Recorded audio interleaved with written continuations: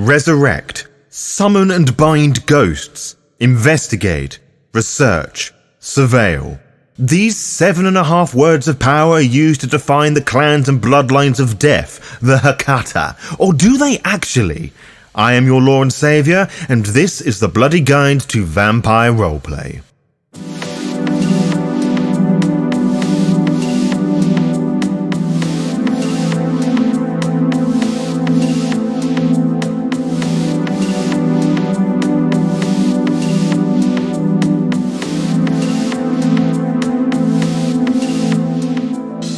Before we properly begin, please carefully note the wording in my previous opening statement. The Hakata are composed of various clans and bloodlines. They are not one clan, and anyone portraying them as such is not only wrong in this understanding, but also playing the game wrong. I know we're all free to play the game how we want to and interpret things differently, but this is one of few exceptions to this rule, as it is clearly stated in Cult of the Blood Gods, which is the first full inclusion that the Hakata is provided, that if a player enters a V5 game referring to themselves as one of the Hakata and doesn't state a bloodline or clan, then it should be assumed they are one of the Cappadocians or Harbingers of Skulls or Ashur for the slightly updated title for the OG Clan of Death and de facto rulers of the Hakata. And even then, there is a remarkable difference between the two, at least in attitude, but you can check out my lore episodes on both of those for more info.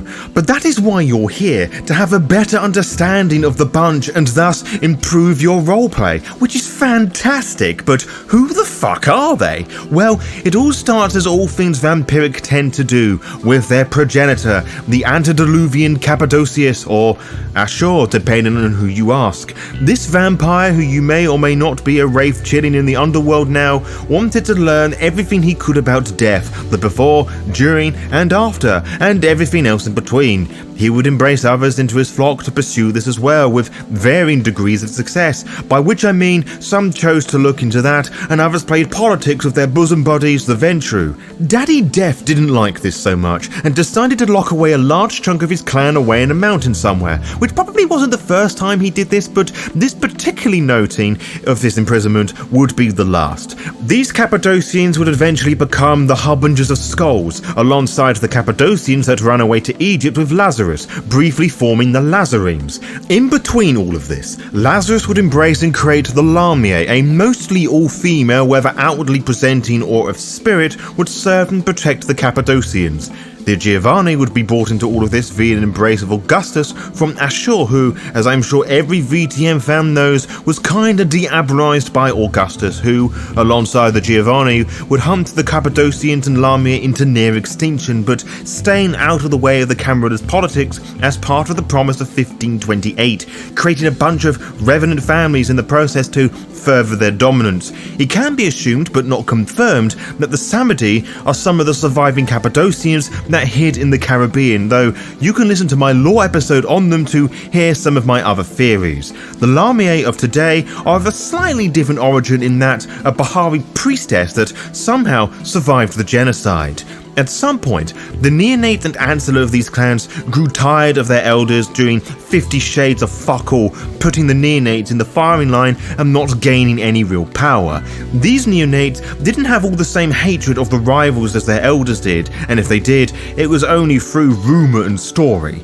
The whispers of the Cappagen, the de facto heads of the soon-to-be Hakata, all Cappadocians mind you, stoked the embers of revolution, causing the neonates to revolt, who may or may not have destroyed Augustus Giovani. No one is quite too sure.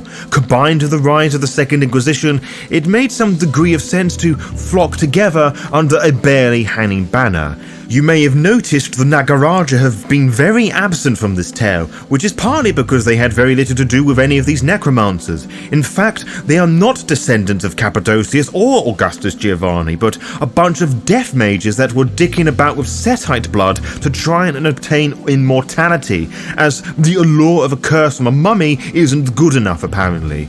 They too would join the Hakata to minimize being destroyed by the SI. So you understand now there are many faces to the Hakata, much like their logo, which is clearly a reference to the goddess of necromancy, Hecata, who too has 3 heads, or sometimes 3 bodies, though they're not always human in design. I'm sure most people knew this already, but they may not know why this was a choice besides the ancient Greek Easter egg, so to speak. The trio of heads or bodies is meant to symbolize her as the guardians of borders, city walls, doorways, crossroads, and of course, realms outside or beyond the world of the living. She is often associated with being between, and hence is often referred to as a liminal goddess.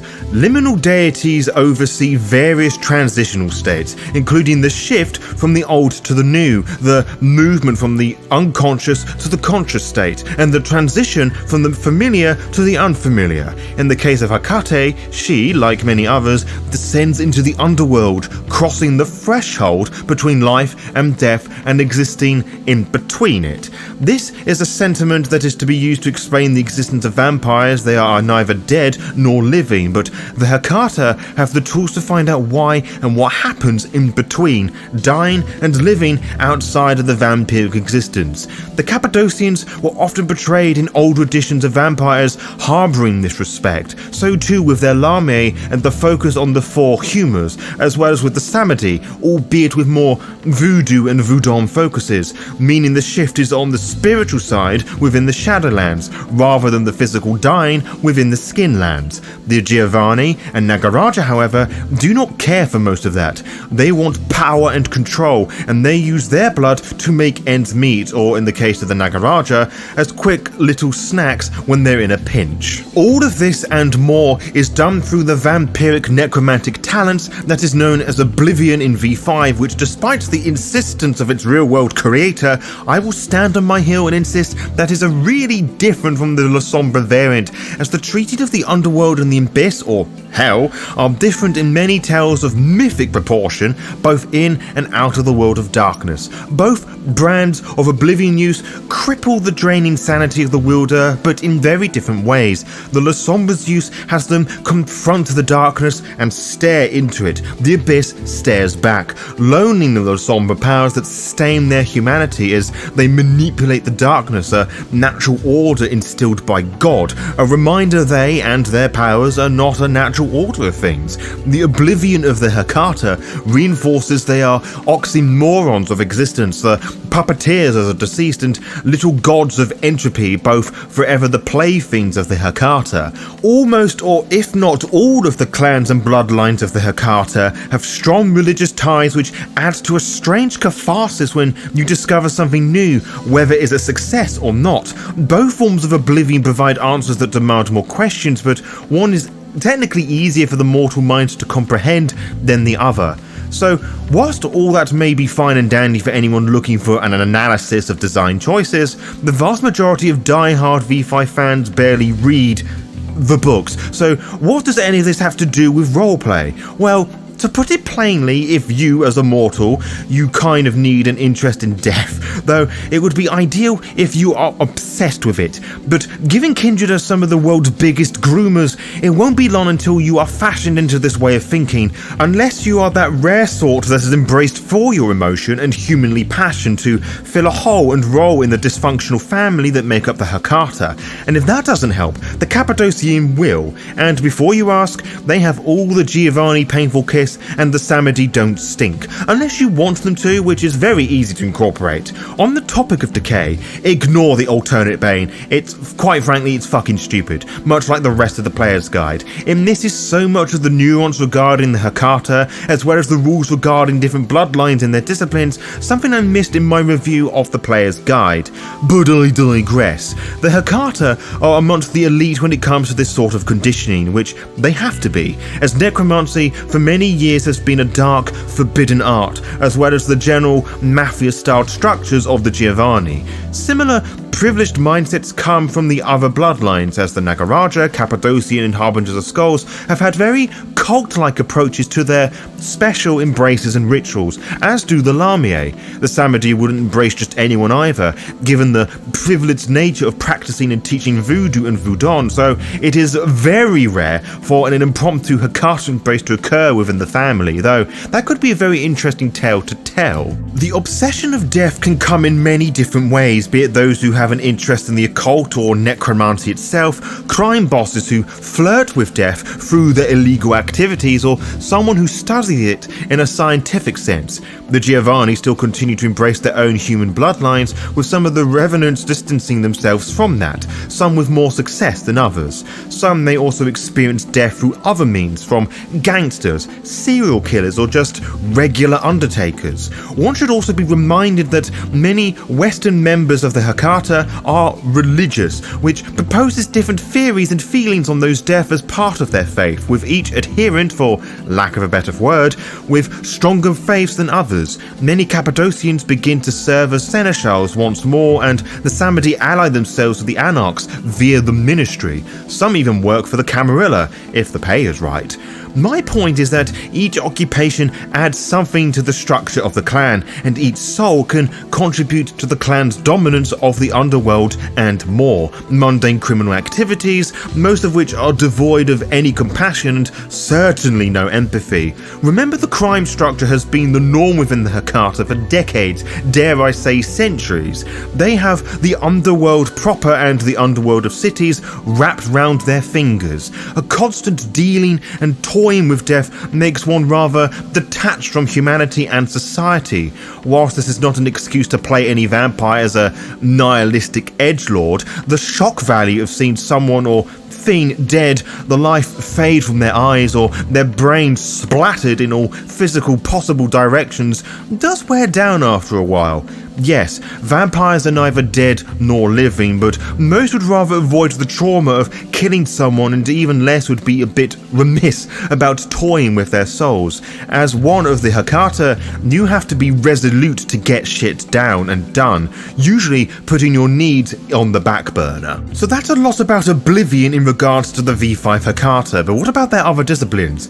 Well, sticking with the default 2, Auspex is very much a spirit-related one too, mainly through the later powers that can aid in discovering and predicting the death of others. It helps them to plan and coordinate, as the Hakata are not reckless. They cannot afford to be. Fortitude, as Cult of the Blood Gods notes, reflects the more coarsely pallor of the Hakata, a nod to the Cappadocian weakness, as well as being somewhat closer to death than others of the blood. Then there are the other ones available. A Giovani can have Dominate instead of Auspex, omitting Potence, which belongs to the Lamia, who can gain that over Auspex too. Mechanically, it makes sense for the bloodlines not to share disciplines, though the Nagaraja can get Dominate instead of Fortitude, so I guess that doesn't matter too much. The Lamia are the fighters and should get the strength-focused one. Dominate for the Giovannis makes sense, given the whole thing is complete control, which makes me wonder if they ever made necromancy a Dominate Algamam, a control over the dead. Nah, that would be silly. No 5th edition writer would ever use that logic for a classic VTM discipline. Despite not bearing their usual decrepit state, the Samedi can have Obfuscate instead of Fortitude, which paints them as the more secretive bunch, which they are. Older editions would paint Samedi as assassins and hitmen, and what a way to go than Beholder of Death. With this wide range of functions, there are many ways you can bend predator types to fit your Kindred Concepts, but here is what I would suggest. It goes without saying that the ones introduced in Cult of the Blood Gods, Extortionist and Grave Robber, were literally made for the Hecata, so it would be weird not to give those a spin, though Extortionist may be a little tricky to master. Alleycat can offer similar aggressive vibes, but without the added nuance of politics whilst feeding. It also makes sense if you are a gangster that doesn't give a fuck. Grim Reaper is the less interesting version of Grave Robber, but if that's your jam, enjoy that from the player's guide. Bagger might provide an interesting twist if you are a physician that doesn't want to disturb the flesh of the potential subject. Osiris and Sin Queen are the other options for more cult-focused characters, especially the former, as that is exactly what it's made for. Giovani characters that are a bit full of themselves, or some more conservative asshats would call pure, may only wish to feed on their own kin, which would make a cleaver an interesting fit. There are many lore sheets you can assign to your character, but here are some of the ones I think fit well with tonight's clans and bloodlines. The unique Hakata bloodline ones are seemingly obvious choice, but they are also not needed to roleplay a member of said clan or bloodline. They're just there to provide additional flavour and goodies. The feel of the bloodline in question comes from you and the storyteller, but mainly you. Any of the lore sheet that revolves around a cult from any book makes the most sense, particularly those from Cult of the Blood Gods and their stretch goal books, Children of the Blood, Trails of Ash and Bone, and Forbidden Religions, as well as the few found in the Chicago by Night who, in terms of cult material, walked so Cults of the Blood Gods could run. Lore enthusiasts would be aware of the ties between the Cappadocians and the Book of Nod, or rather a specific print of it, so a more occult-focused Hakata could make use of that in their chronicle. But going back to the Hakata sourcebook of Deathly Wonders, most of the Cult of the Blood God lore sheets fit the Hakata like a glove because, again, they were designed with the Hakata in mind. The Cappadocians once had close ties to Mithras via his cult, so players may wish to explore the cult of Mithras from the Camarilla sourcebook. Hakata characters also have the option of becoming a descendant of Roger de Camden from the lore sheet of the same name from the Trails of Ash and Bone. Hakata players wanting to get a leg up in the Camarilla or Anarch kindred can also choose any lore sheet relating to any high authority kindred, usually ones belonging to the Camarilla if you're anything but a Samity, who could focus more on Anarch specific ones. Gangsters amongst the Hakata wanting to live through the glorious days of Capone can via the Capone gang lore sheet. It is not uncommon to find Hakata dabble in blood sorcery, so the Vienna Zero lore sheet from Blood Sigils may be worth checking out if you want blood sorcery to be a theme in your Hakata character and story. There are many ways one can build a character. Some of them are wrong, but most of them are right. Ultimately, it should be the narrative that drives the stats, powers, and mechanics that work with and against them. These are just my takes, and mine alone. How would you build a character belonging to this vampire clan? What wouldn't you do? What would you add to shake things up and make the concept just a little bit spicy? Let me know in the comments below. To be kept updated, follow the Lore by Night VTM Instagram and Blue Sky pages to find out when we upload each episode. You can also find out by subscribing to the YouTube channel and clicking on the little bell, and you'll be immediately notified when the latest episode is live. Until next time, farewell.